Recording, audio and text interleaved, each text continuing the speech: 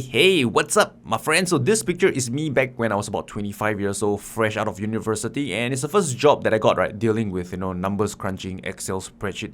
I believe that the term they give me was called an operations executive, yeah? So after 3 months of probation, right, the manager told me, "Hey, Rayner, congratulations, we would like to offer you this job full-time."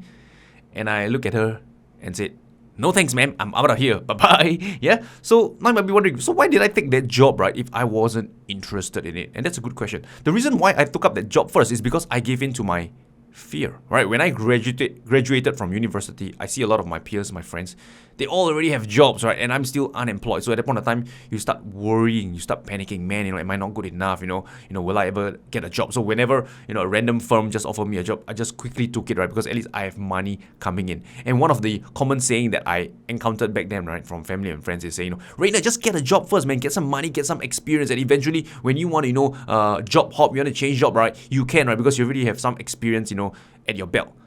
But it took me a few months, right, to kind of realize that advice is flat out wrong and it's bad, right? Let me explain. Now, here's what I realized. I was an operations executive back then, and you can see it over here. If I were to stay on this career path for the next 10, 15 years, I would probably end up, right, as director of operations, for example. So, of course, along the way, you have all these mini promotions like, senior operations executive, manager, VP, etc. And then probably end up as director of operations, and that's kind of like the ceiling you're at. Problem with this is that I don't want to be an operations guy. I want to be a trader. I want to have unlimited earnings potential. I don't want to have to deal, with office politics, colleagues, and whatnot. So my goal over here is to be a trader. Okay, and as you can see, right, my career path, which is this over here, is on the wrong path, right, to becoming a trader. There is no relevance, right, to becoming a trader.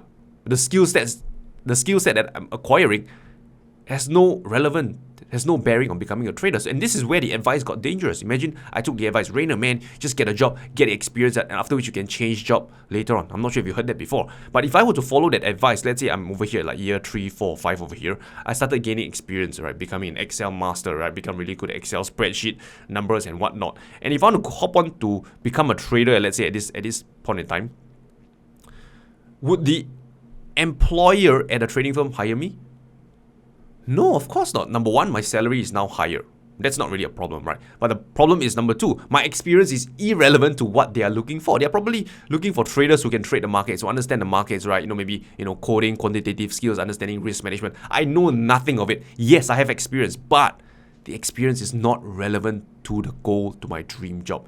And that is critical because you can be gaining experience, but it doesn't mean that it is relevant experience to what you are looking for. So at that point in time, I asked myself, so as a trader, as a career path, what is the bottommost, ranking of a trader? Where is the bottom, right? I want to start at the bottom. And I kind of realized at the bottom is probably, what we call, junior trader, analyst, prop traders. We are pretty much at the bottom of the food chain. And that's where I knew that, man, I got to get out of this career path if I want a future in trading, right? So I got to get out of here, right? And move on to here if I want a career in trading. And that's pretty much what I did, right? And that's why now I didn't continue, right, working full-time with the previous job because I want to get on the right career path, and that is so important.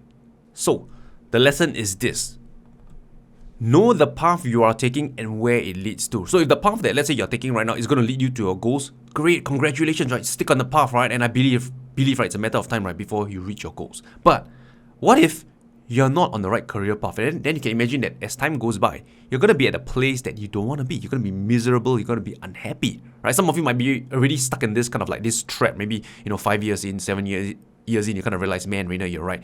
This isn't taking me to where I want to. But you know what, Rayner? I have a full-time job. I just can't quit my job right now, just hop on to do something that, fulfills me. I get you, right? So here's what I suggest you can do about it. Now, let's say if you are someone who have obligations, maybe you're in your 30s or 40s, you have a family to feed, mortgage, bills to pay, etc. At this point in time, right, I also don't recommend you, quit your job just like that and, move on to something that you love, right? Because that's not very, responsible. So what you can do instead is that, number one, you can keep your job and trade part-time, right? If, let's say, trading is your thing, right, your goal that you want to be a trader, you can keep your job and trade part-time.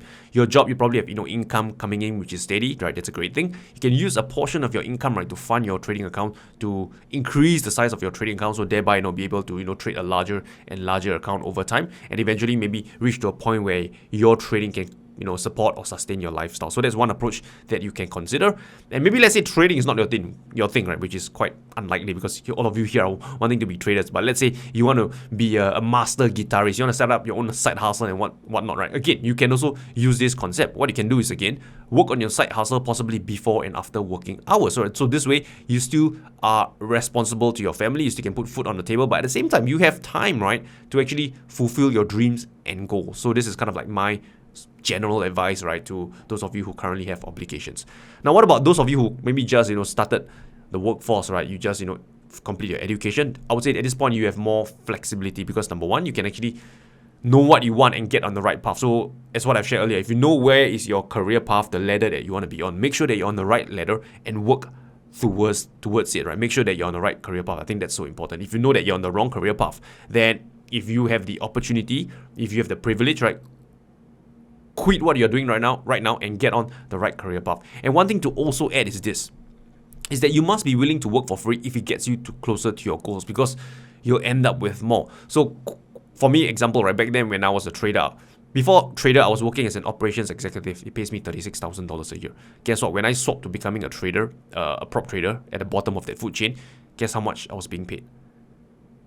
$0. Yeah, I was willing to take a pay cut. I was willing to work for free to acquire the skill, right, that could possibly feed me for the rest of my life. So again, I want you to think long term. Yes, short term, you're going to be a little bit painful because you're not getting paid at all, right? You're working for free, right? People might say you're crazy, but if you have the foresight to see long term, right, you actually might end up having more. Let me explain what this means.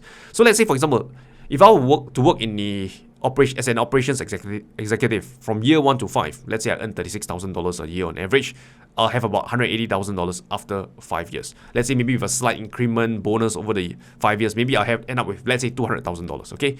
That's a ballpark figure. Now, what if I got into as a junior trader? Year 1 and 2, I don't make a single cent because I'm still learning how to trade the markets, right? I earn $0. I probably have to, fork out money from my own pocket to support myself. Fair enough. But let's say year 3 onwards, right, I start becoming profitable. I start learning, how the market works and I start to profit from it. So let's say, for example, from year 3 to 5, I make an average of $120,000 per year. You can see that at the end of year 5, okay, I would have, earn a total of $360,000 compared to me being as an operations executive. I'll probably be in the $180,000 to $200,000 mark. And you can see that as time goes on, right, the junior trader who becomes a senior trader, he'll start to earn more and more and the disparity gets larger and larger. And this is what I mean by over here. Be willing to work for free if it gets you closer to your goals, because you'll end up with more, right, in the long run. You must have that faith, right? I can't guarantee it will definitely happen to all of you, but this is the concept, right, that I want to point out, right, that because it actually happened to me. So I want you to, look at it in this direction. Okay?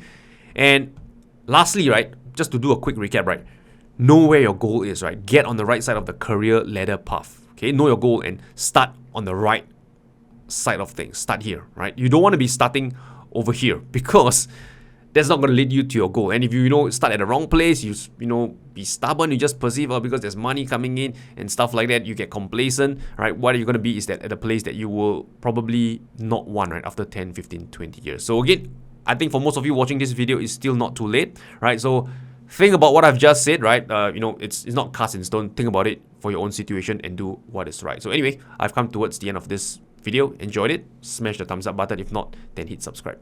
I'll talk to you soon.